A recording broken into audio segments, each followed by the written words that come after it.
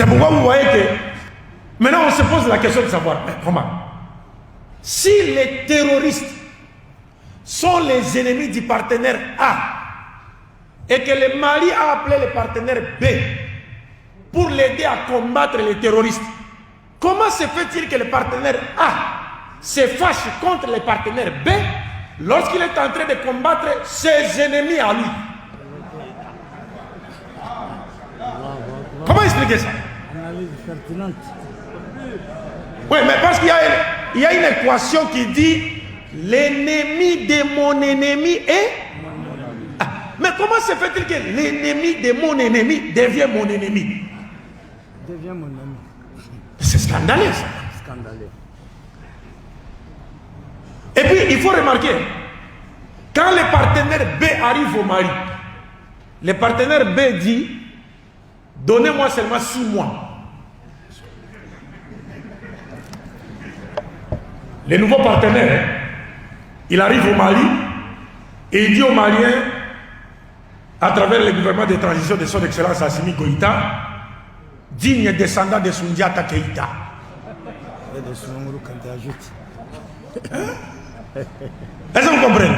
Ouais. Alors, quand le partenaire B arrive, il dit donnez-moi seulement 6 mois. Je vais en finir avec les terroristes. 6 mois n'est pas encore arrivé. Le partenaire A influence les nègres des maisons qui sont à son service pour dire vous allez organiser les élections au mois de février. On n'attend même pas les 6 mois. On dit février, il faut organiser les élections. Est-ce que les problèmes du Mali, ce sont les élections ou les terroristes? C'est le terroriste. C'est le terroriste. La maison brille. Vous voulez qu'on organise une fête? Mais tenons d'abord les fêtes et puis on va organiser la fête après. Est-ce que vous comprenez un peu ça? Donc c'est pour dire que nous, peuple africain, d'une manière générale, nous devons nous réveiller. Nous devons nous réveiller de notre sommeil. Inna Allah la yughayyiru ma bi qawmin hatta yughayyiru ma bi anfusihim. C'est le moment pour les Africains d'écrire l'histoire. Et cette histoire peut commencer avec les Mali. Inch'Allah. Cette histoire, cette nouvelle histoire peut commencer avec les Mali. Pourvu que nous tenions bon.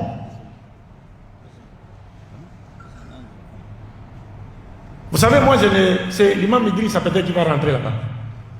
Moi, je ne suis pas contre les dirigeants de la CEDEAO. Quelquefois, je me demande, comme ils n'ont pas le choix, est-ce que ce n'est pas une façon pour leur dire, pour nous dire, peuple africain, regardez comment on nous pousse d'agir. C'est à vous qu'il appartient de vous les faire maintenant, parce que nous ne pouvons rien. Wallah, je me pose cette question-là. Parce que je ne peux pas imaginer un seul instant, Nana Akufo, qui est parti en France, qui a pris le micro de main de Macron, et qui lui a dit ouvertement qu'on en a assez. Nous en Afrique, nous avons des richesses. Depuis l'indépendance jusqu'à ce jour, nous n'avons rien. Pourtant, ce n'est pas à vous de nous donner de l'aide. C'est l'Afrique qui devait donner de l'aide aux Européens.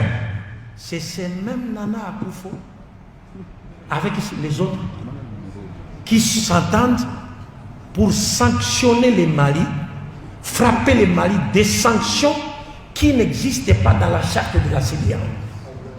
Comment expliquer ça?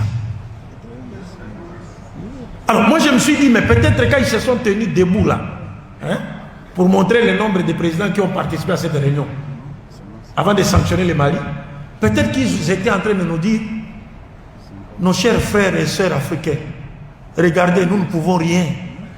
Nous sommes prises, nous sommes comme des esclaves. C'est à vous qu'il appartient de vous lever pour libérer l'Afrique. Car il n'y a pas d'arme efficace capable de réduire tout en ayant que la volonté du peuple, laquelle volonté est conforme à la volonté de Dieu. Il n'y a pas d'arme efficace que ça.